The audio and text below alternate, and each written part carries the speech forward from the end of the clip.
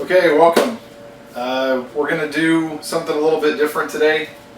I shouldn't say too different because it's using a lot of the same ingredients we've used before. But this is going to be an Oopsie bread. This is kind of a standard low carb option for a lot of people. And the idea of Oopsie bread is that you're going to use eggs, and these are warming a little bit. They're supposed to be room temperature. They're not quite room temperature. They're still a little cold. So we're going to let them continue to warm up just a little bit. I'll hold them in my hands while we're talking. But anyway, the idea is you're using eggs as kind of the binding agent. In a lot of Oopsie bread, you use cream cheese. In this case, we're going to do the fun bit of using pork rinds instead. So we're going to use our fabulous Utz brand, and you can see we went back to Sam's and got our update of pork rinds. We're going to take these. These are the same pork rinds we used for our the cereal, which if you haven't checked out that video, you definitely should, because that cereal is amazing. But anyway, we're going to use crushed pork rinds as our structural component to work with the eggs.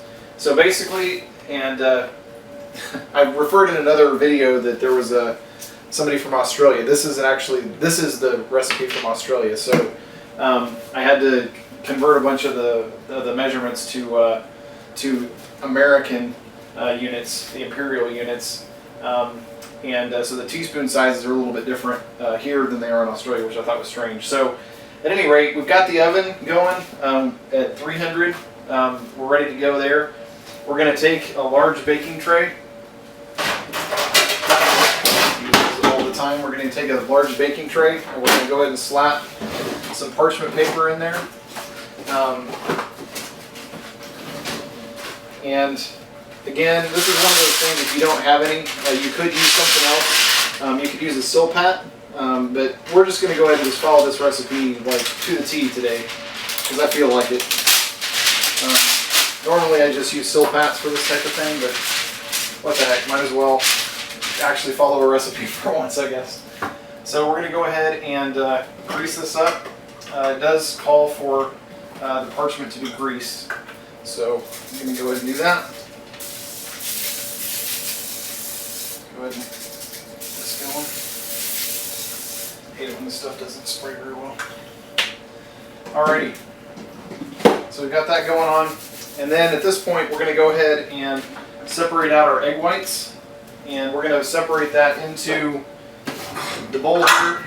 We're going to put the whites in here in the KitchenAid, and then we're going to put the yolks in here for the rest of the mixing bit, which is going to have the rest of the ingredients. So we're going to go ahead and slap the whites in here, and again, to separate them, you just kind of, there's lots of tricks online. You can find stuff. Hey, I'm going to use a water bottle. I don't mess around with that. You just get as much of the whites out as you can. Make sure you don't have the issue of piercing the yolk, because if you get yolk in the whites, they won't fluff up. So you have to make sure that you don't cut the yolk. So just kind of let it dribble out as you're mixing them, or as you're pouring it. And you can see the whites will just kind of dribble out a little bit. And if you get a little bit of white in your yolk, that's okay. It's just not okay to go the other way. You don't want any yolk in your white. So anyway, I'm going to go ahead and get this going. Flip over that guy. Dribble out a little bit more white. This one has a lot of white in it. Alright, so there's our yolks separated out. Then we're going to basically just flip the whites. You want to, in some cases, and they recommend a little bit of this in this recipe. So we are going to go ahead and use a little bit of cream of tartar. You don't need a bunch. This a lot of times will help to get the egg whites to stiffen a bit. So we're just going to put a little bit in there. There we go. It's kind of clumpy. Alright, so let's let this guy go for a while. While that's going on, I'm going to go ahead and crush up the pork rind. You only need a half a cup. So that's probably half a cup. We might need a little bit more. Kind of the cheater way to do this is to just take a sandwich bag, dump the pork rinds in the sandwich bag.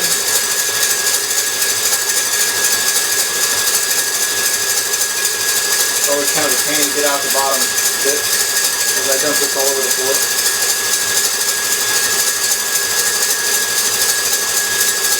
As you can tell, I'm a pro at this, so I know exactly what I'm doing, and yeah, all kinds of fun here in this kitchen.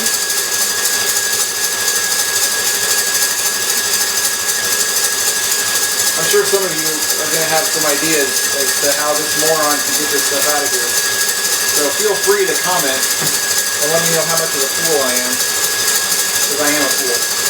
Alright, so you can do this a lot of different ways. If you're like feeling super manly, make sure we're not making butter. Yep, just about right.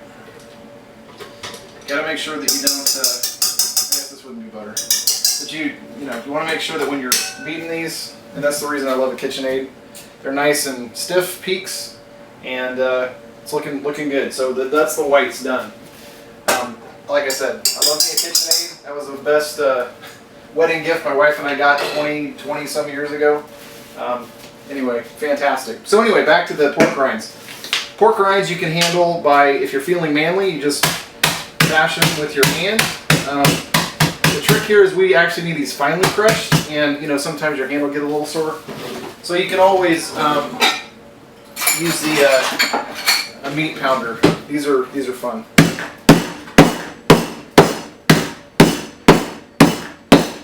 I kind of like the whole using a sledgehammer in the kitchen thing, so I'm a fan.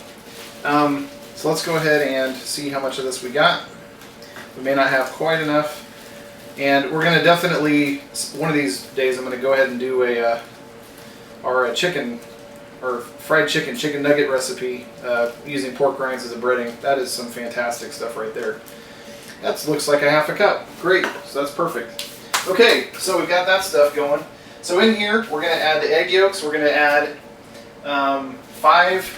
6 teaspoons, because of the whole conversion thing. 6 teaspoons of mayonnaise, and if you don't buy the mayo at industrial strength sizes, I don't know what you're doing with your life, but it's wrong. Because mayo is life. So we're going to do tablespoons. I'll just use this. So we get this going in here. 1, 2. If I have a little bit too much mayo, I think it'll be alright. 3. That's probably close to 5. I'll do half of one of these. Alright, that looks good. Okay. Oh, it's 5 plus 1. Oh, sorry, 5 tablespoons plus 1 teaspoon. So I'm sure that that's what this was. That's 1 teaspoon. Because I measured it so precisely. Okay. So we got half a cup of pork rinds. Garlic. Yep, so we'll throw this in here. Garlic, how much garlic do we need? Teaspoon of garlic powder. This is better. Teaspoon. Minced garlic is way better than garlic powder, so we're going to definitely do this guy.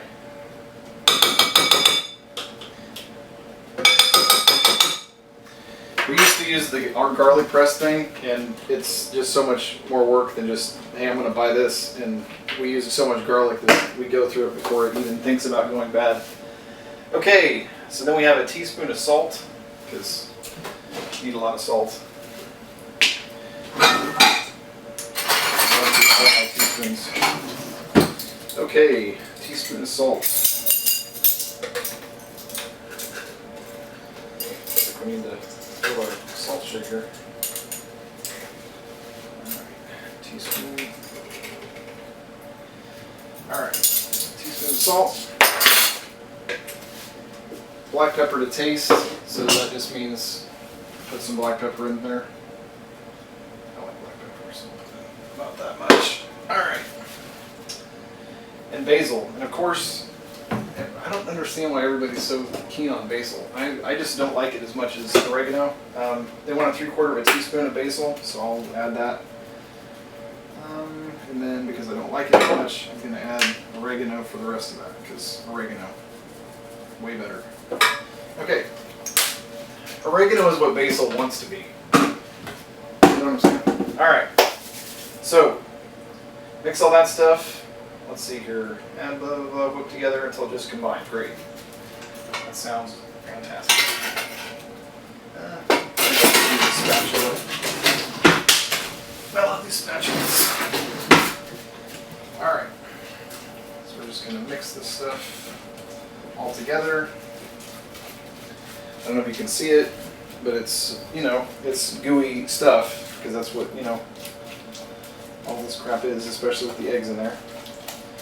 But you can see the pork rinds still have a little bit of like chunk to them. They're not like, I didn't put them in a blender. We could have done the magic bullet thing, but I decided to do it by hand just to see how that all works.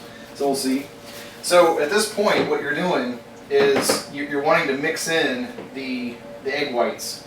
And you have to be careful when you do this not to deflate the egg whites. The idea here is you're using the egg whites as your volume. You can see, like, volume-wise, the egg whites are probably, you know, twice, 3 times as big. But we're going to just scoop this in, and they suggest in the recipe to go ahead and fold in 1/4 of them, which isn't a bad idea, just because it's going to help you as you move. You're not trying to do the whole thing at once.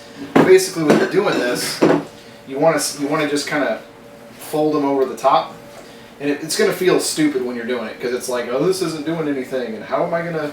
It's okay, really, I promise. As you're folding the egg whites, you're going to see that it's going to eventually start kind of integrating in there, and you can see already that it's about twice as big as it was before, which is what you would expect. So now we just need to continue doing. Sorry about that. The battery on the camera died. So anyway, back to this. We're going to check out the recipe here. And again, don't want to deflate the whites too much, yada, yada, yada. Spread the mixture into a large rectangle on a prepared tray. Then sprinkle the top with grated parm or cheddar or a mixture of both, and a little bit extra dried basil. And again, basil, I don't understand. Anyway, we're going to do something different. So we got this all greased up. We're just going to spoon this crap out onto here. And again, it's this gigantic thing, and it has all this globby stuff, and that's exactly what Oopsie bread is globby chunks. And you can see it's a little runny yet, which that's kind of crappy, I think. We'll see how it ends up. And again, this is the first time I've made this recipe, so that's why this is so fun, because it's all, hey, I found this on the internet, I wonder if it's any good. Okay, so with that, let's spread this guy out a little bit into a nice square thing.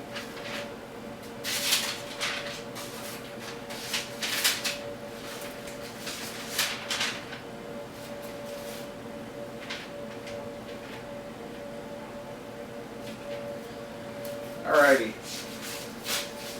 I'm trying to do it like Sarah does it, my wife. She does it way fancier than me, so, because she's the pro.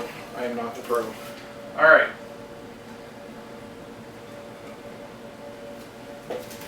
So there we go. So now, let's put a little bit of extra parm on here. Actually, I guess we don't have any parm in here yet at all. So let's do that. It seems weird. I actually, that's an interesting thought. I think next time I may go ahead and put some cheese in there, because I think that'd be a good idea. We got parm is the best. I shouldn't say that. It's not really the best. Cheddar is the best. Parm works really well for this type of stuff. All right. So we got plenty of parm on there. All right. 30 minutes. Let's see how we do.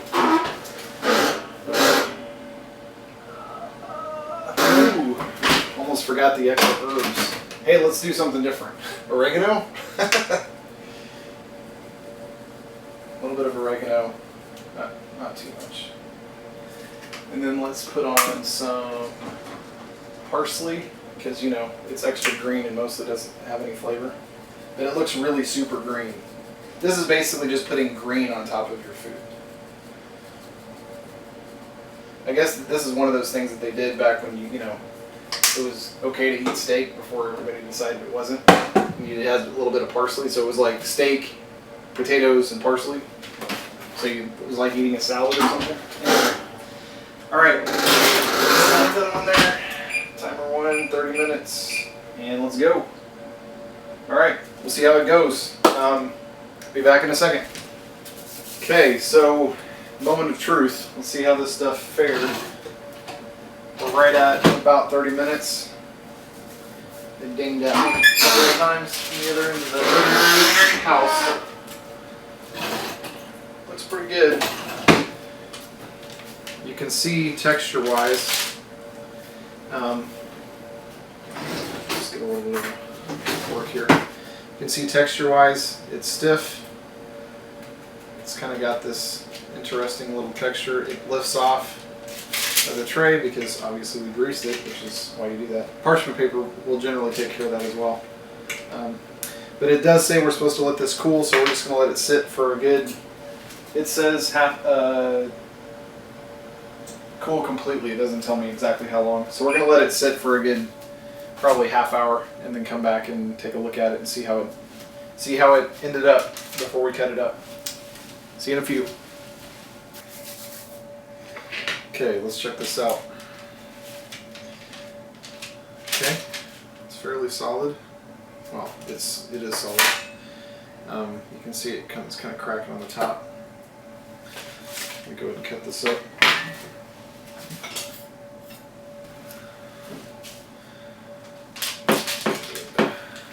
There's here.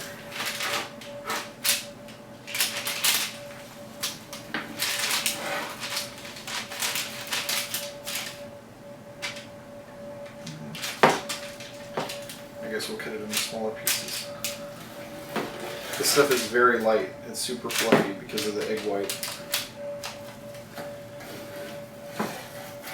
Alrighty, and yes, I'm putting my hands all over this because I'm a barbarian. So this is what the texture looks like, if you can see. But it's pretty, it's got some air holes in there.